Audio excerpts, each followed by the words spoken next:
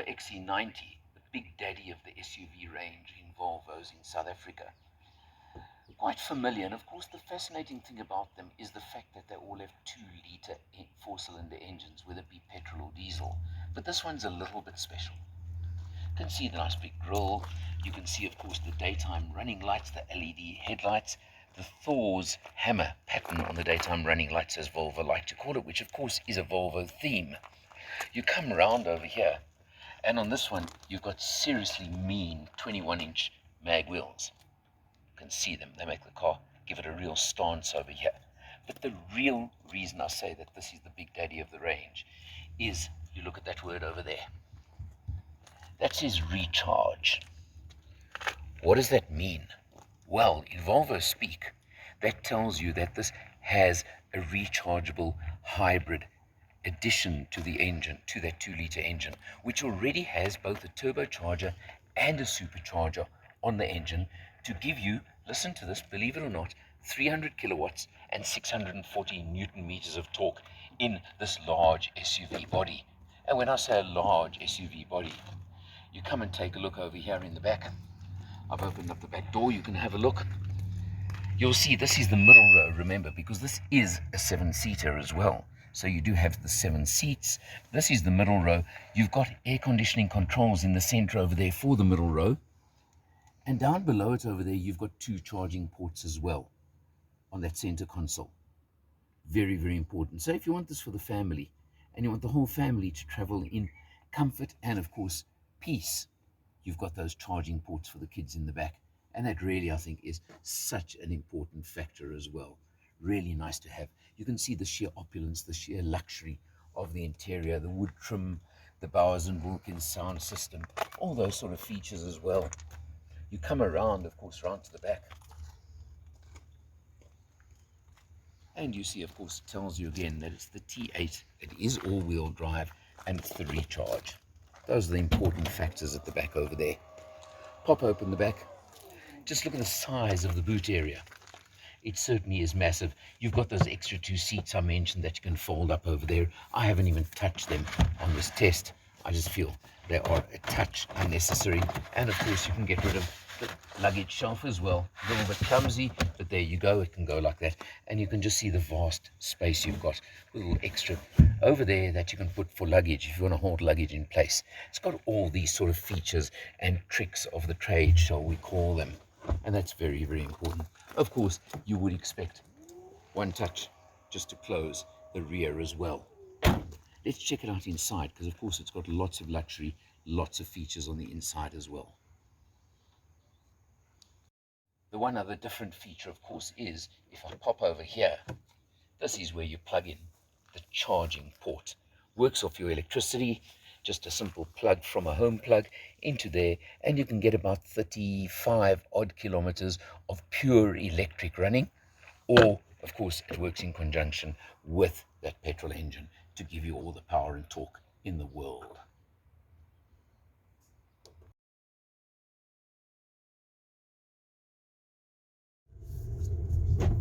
The fact of the multi-mode transmission makes this amazing, in the sense that I'm now in off-road mode, which is probably not even necessary on this piece of road, because you could probably just be in constant all-wheel drive, but you've got the modes, so you may as well use them. And you can feel that this is a pretty bad piece of road. It seriously is bumpy and bouncy, yet it's nice and comfortable as far as I'm concerned. I see it's defaulted back to all-wheel drive and not off-road.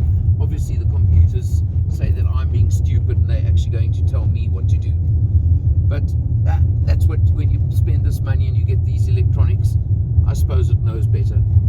We'll see, won't we? But it can handle everything. I'm doing 70 kilometers an hour on this road right now, and it really is as pretty comfortable as a lot of other cars would be on a piece of tar, quite honestly. So that is the comparison you'd have to make to it. The safety, the surety, the sure-footedness of the all-wheel drive, that you know you're going to have control of the car under pretty much all circumstances, and that's what really counts for pure safety and safety factors when you're on a road like this, or under any circumstances. You want to put your family into a safe car, you know Volvo is one of the choices you would make for it. The very typical Volvo start-stop system is over there. Now I've started the engine, but note there's no sound because we've gone straight into the electric mode, which of course gives you, and also unfortunately the fan making lots of noise there. Let's turn it off very quickly. You see the climate control works on this tablet style screen. This was really state-of-the-art a couple of years ago when the XC90 was first launched. I think maybe it's becoming a little bit passé these days, a little bit almost old, but it still works brilliantly. Although the swiping left, right, swiping this way, swiping that way is a bit of a pain in the rear end. But one of the features I did like was I went over there. Now have a look at the screen I've gone onto over here. I reset the fuel consumption. You can see 377 kilometers ago. Now this was no electric basically. I had run out of charge. This is petrol only driving. We averaged 9.7 liters per 100, which is not bad at all for a car of this size, of this power. I'm not unhappy with that. What is very interesting is that if I look at the main dashboard over here, and as soon as I adjust for you and show you, you'll see a figure over there of 7.2 liters per 100. Now that's an overall figure if you average out using electric and petrol power. So when you're really on the road and doing a lot of commuting, I can tell you, you can average a figure of 7.2. The rest of it, you'll see the instrumentation is absolutely typical standard Volvo. We've tested many of them before. I'm not going to go through too much of that.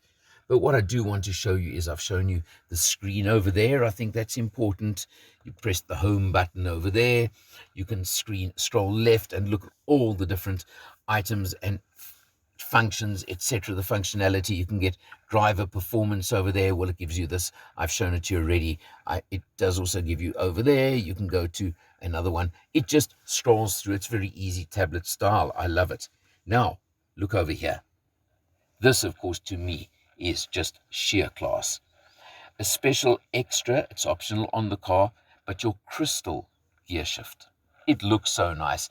It's a double click forward for reverse, and of course you do that and the camera comes straight on, and you've got the overhead cameras. You've got every function possible on the cameras. A double click down and you're in drive.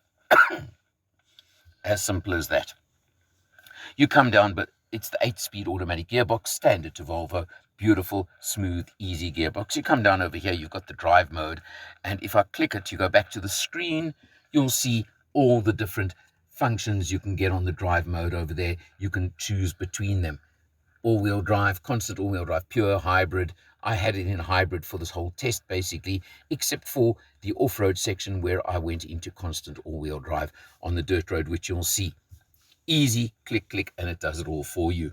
You've got inductive charging over here.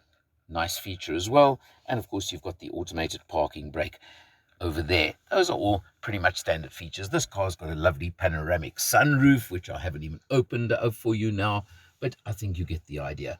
But what, of course, this car does have is every possible safety feature in the world, as you'd expect from a Volvo. And then you've got the sheer opulence of the dashboard. You can see the soft touch leather dash with all the stitching. You've got what they call the blonde wood trim on the dash and on your door panels. All of these things I think you would expect from a top level executive car like the Volvo XC90. So they're there, and of course that Bowers & Wilkins sound system, which is absolutely superb and gives you brilliant, brilliant sound. The advantage of the recharge, as Volvo call it, is that you can get unbelievable fuel economy, especially if you do short trips and you can run in electric mode. You can easily, to office and back, run on under 5 liters per 100 kilometers, maybe even less. But it does depend on your usage, where you're going, etc. What is also interesting about the technology on this vehicle, let's just go back to where I had it just now on the screen.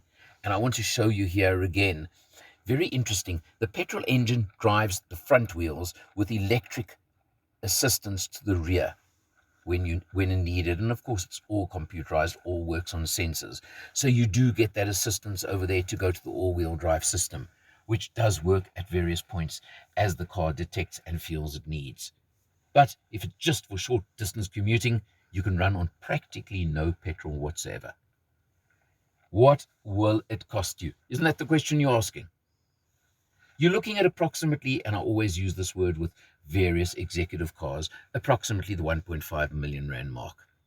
So it's very much in the ballpark. With the only real competitor I can think of right now is the Lexus RX 450h, which comes in at about similar money to this one, but is a 5-seater, not a 7-seater. So just keep that in mind. There is a bit of a difference there. Beyond that, I'd say they are similar, same category, and you can do pretty well on that one as well, fuel economy wise. Although remembering the Lexus is petrol with hybrid adjustment, it's more difficult, shall I say, to run it on electric only. But that's just the different systems used by the different manufacturers. All I can say is overall, having done over 500 kilometers on this test, in fact closer to 600, I've really loved driving this car. The electric mode, of course, the silent electric mode is just eerie, scary, and just such fun to drive. And it's also such a beautiful cruiser, whether you're in petrol mode or both or electric, doesn't matter. When you're out in the country, it's just so beautiful. Because just watch this. You can't hear an engine. You can't hear a thing. And when I just release the electronic brake, we can glide off in pure electric mode. Dead silent, dead easy, and that's how it's going to leave the Motor Matters driveway. For Motor Matters, I'm Eleanor.